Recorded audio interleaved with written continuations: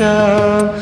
വേളി പെണ്ണായി നീ വരുമ്പോൾ നല്ലോലക്കുടയിൽ ഞാൻ കൂട്ടുനിൽക്കാം.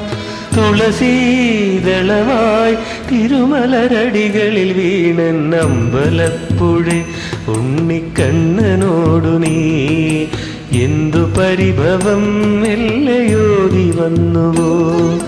കൽവിളക്കുകൾ പാതി മിന്നി നിൽക്കവേ എന്തു നൽകുവാൻ എന്നെ കാത്തു നിന്നു നീ.